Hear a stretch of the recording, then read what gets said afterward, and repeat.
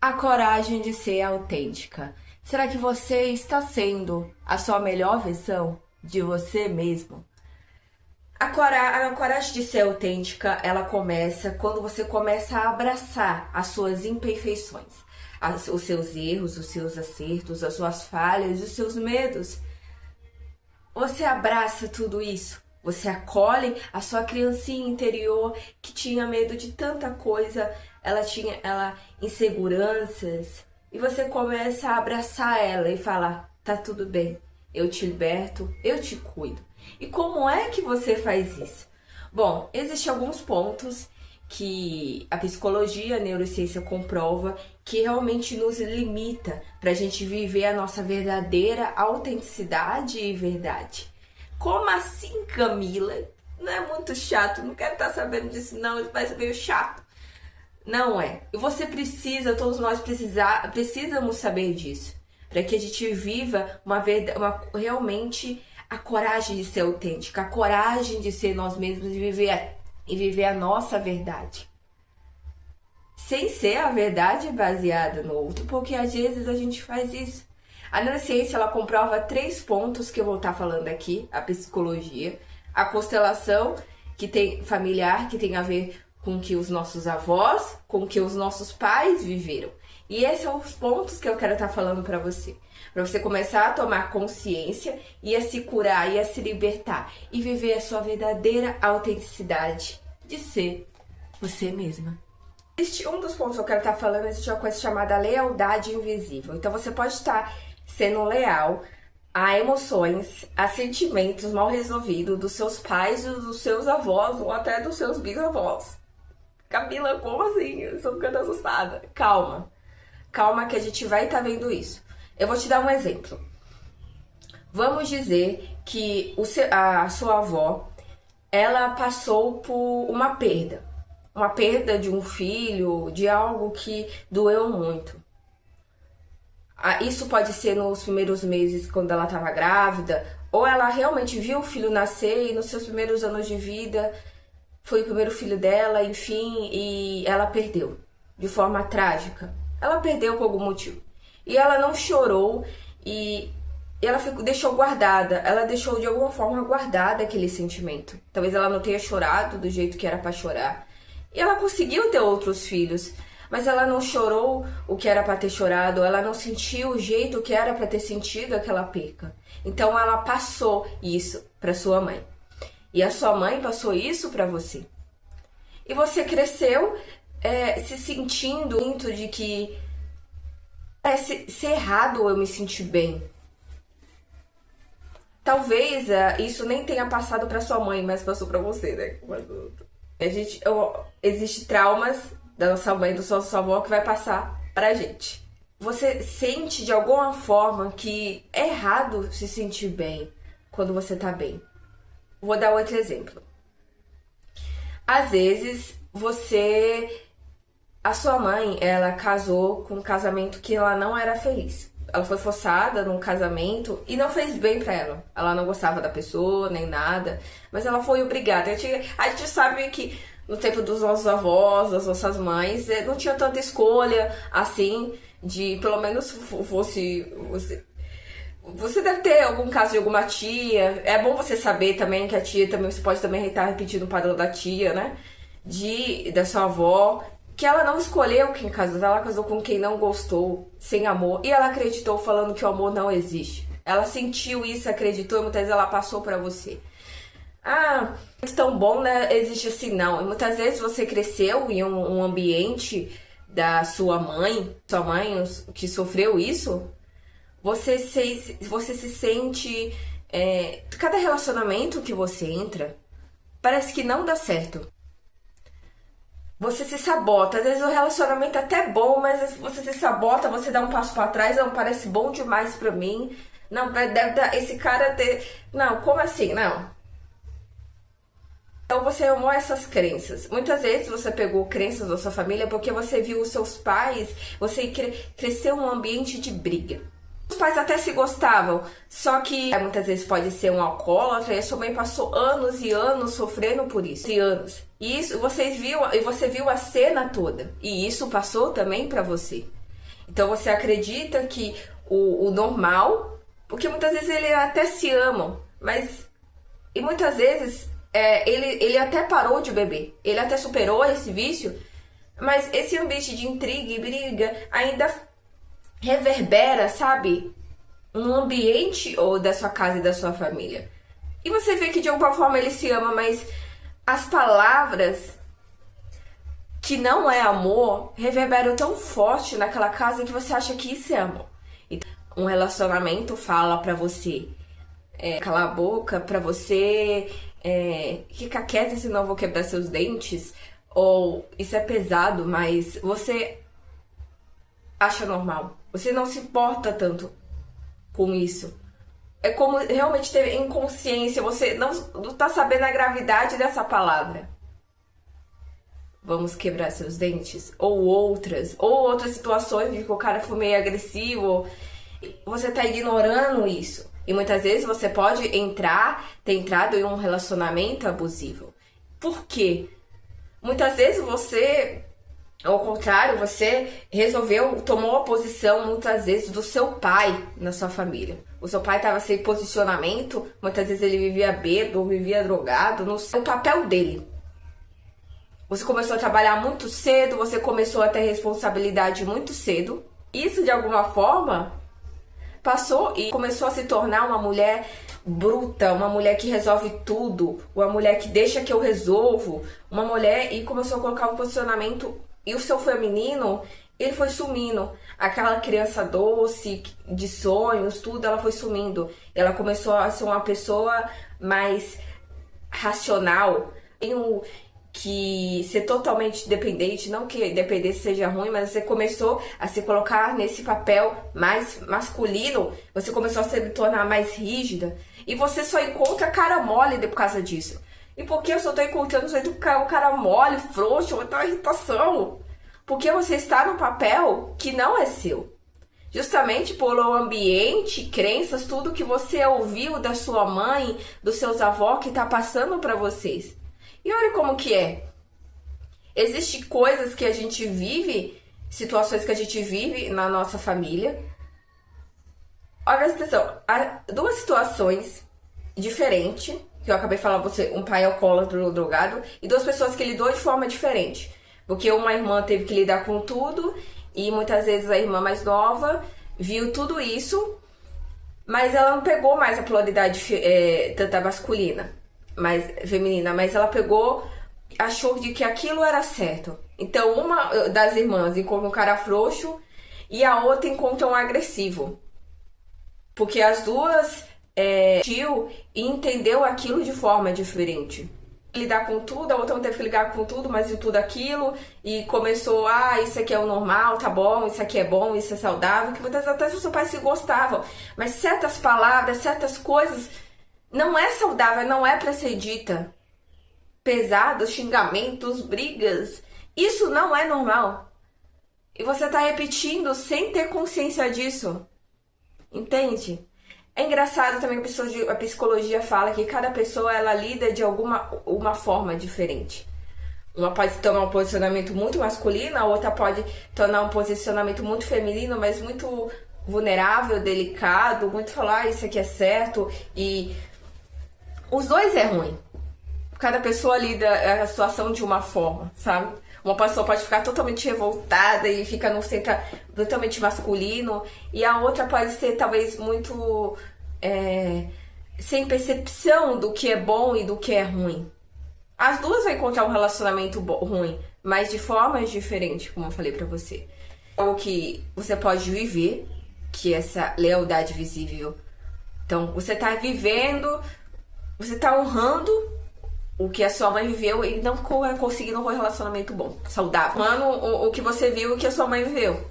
Ou pode ter acontecido no caso da avó que eu falei aqui pra vocês. A avó, neta, ela nem imaginava que a avó tinha sofrido tudo aquilo. Aquilo nem passou pra filha, às vezes passou pra neta.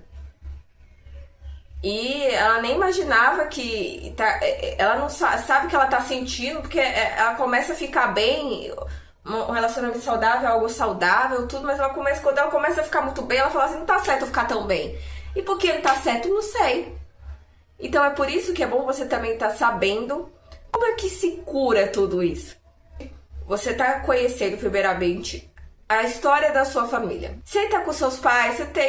Como, pergunta, se você não sabe, como que vocês se conheceram? Olha que bonito. Minha família tem uma história bonita. Meu pai se conheceu, aí tem a coisa masculina do meu pai tentando conquistar minha mãe, entende? Eu vi a história da sua mãe. Como que era a sua infância, mãe? Como que era a sua adolescência? Se você tem oportunidade de conversar com seus avós e seus bisavós, converse. Eu não tenho mais avós. E na época eu era tão inconsciente que eu nem perguntei praticamente a minha avó. Tem uma avó que eu nem cheguei a conhecer, né? Que morreram de nascer. Uma avó morreu, meu pai morreu com meu pai que tinha 4 anos.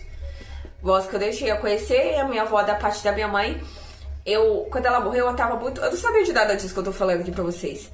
Aí, tava muito inconsciente ainda e não perguntei nada.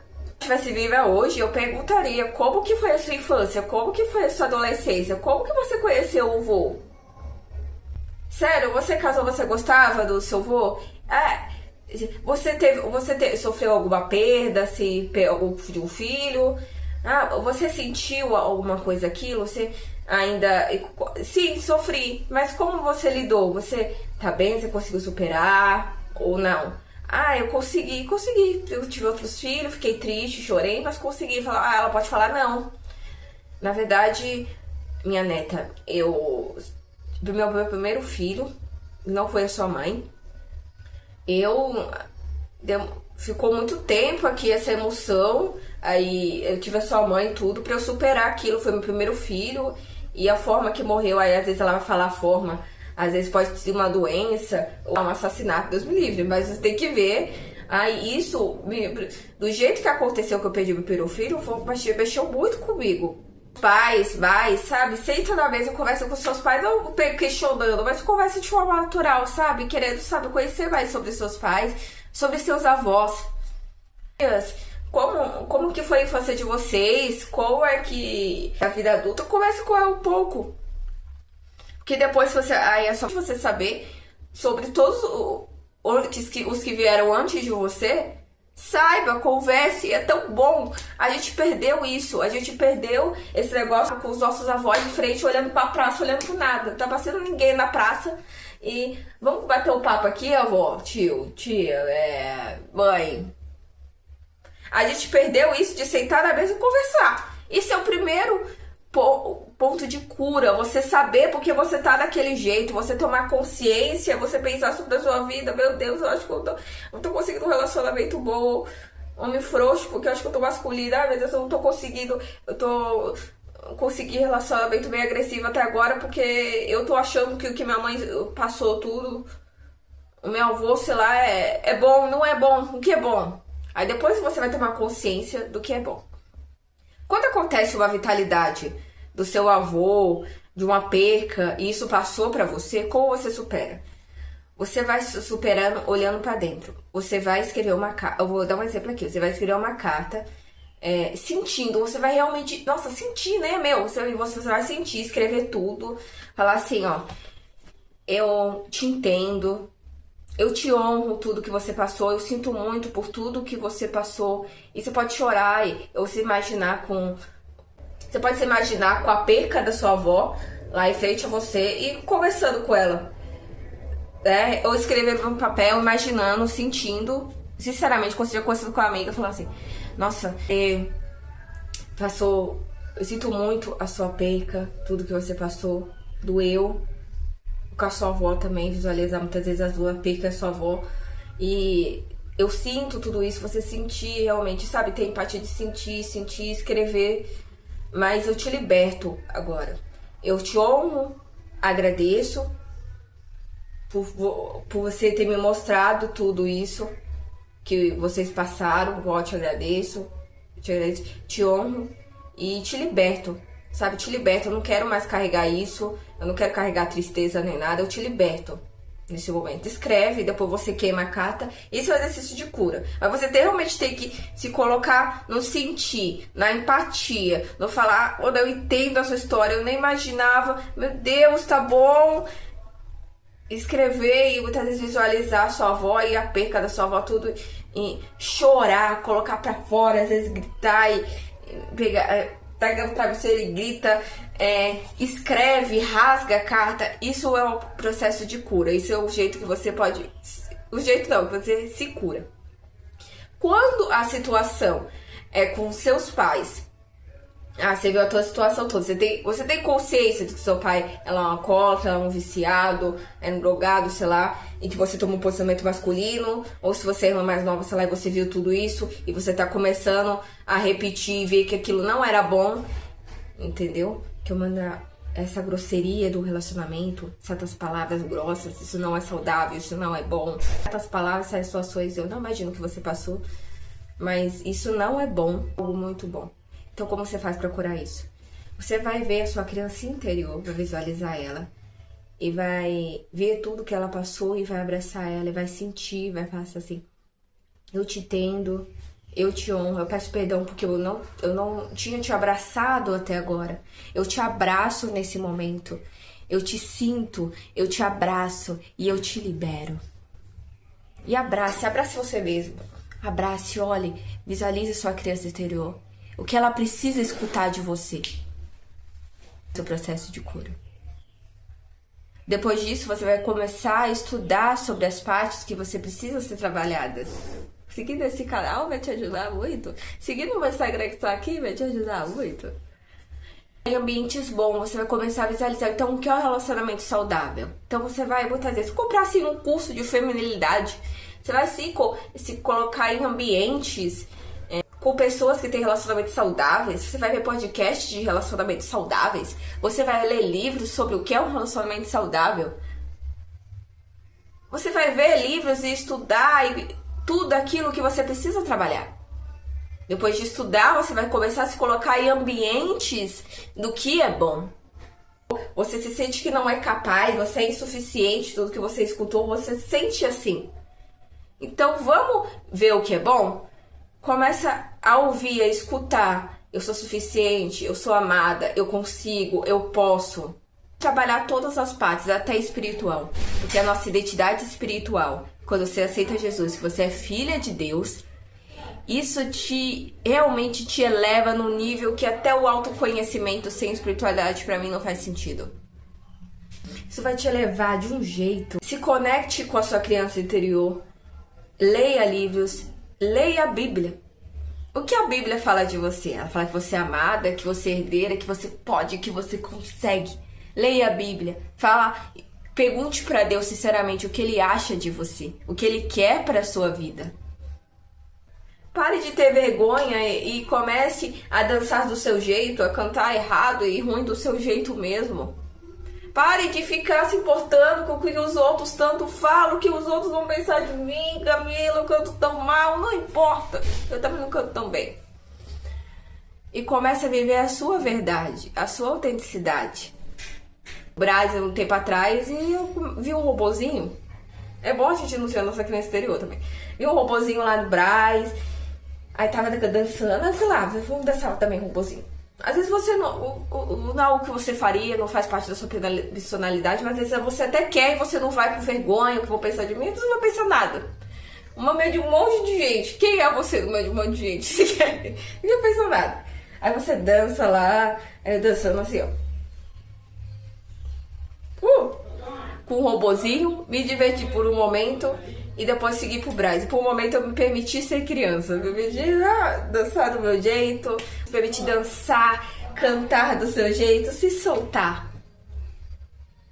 Isso é a coragem de ser autêntica. Quando você olha pra sua história e você resignifica, você cura, você olha pra dentro, você se conecta espiritualmente com a sua criança interior e espiritualmente com Deus. Porque só Ele vai dizer realmente quem você é de verdade. Ele te viu antes do útero da sua mãe. Ele sabe quantos fios de cabelo você tem no cabelo. Quantos fios... Eu não sei quantos fios eu tenho, mas ele sabe quantos fios eu tenho no meu cabelo. Ele sabe quantos fios você tem no seu cabelo. Ele sabe de tudo isso. Ele sabe tudo sobre você. Antes do seu nascimento, quando estava se formando no útero, ele já te conhecia. Salmo 139, se não me engano, fala isso. Então, pergunte Se conecte com a sua criança interior, entenda, se conecte com a sua família, com seus avós, com a sua mãe, pergunte mais, queira saber mais sobre eles, porque eles fazem parte de você. Sabe? E tudo isso eles fazem porque a gente era, porque eles fazem parte de você. A gente fala muito que a gente é parecida, que a gente herdou a cor do cabelo, a gente herdou a cor do olho, mas mais do que isso, a psicologia fala que 98, se não me engano, 90%, fala que a gente herda comportamentos, emoções, sentimentos. Então olhe para isso, pergunte, se conecte com seus pais, com seus avós, perdoe se tiver mágoa deles. Solte isso. Seja você, tenha coragem de você. Para de ficar tanto se importando com a opinião dos outros, não importa da sua família. Vai viver a sua verdade. Vai viver o que você acredita.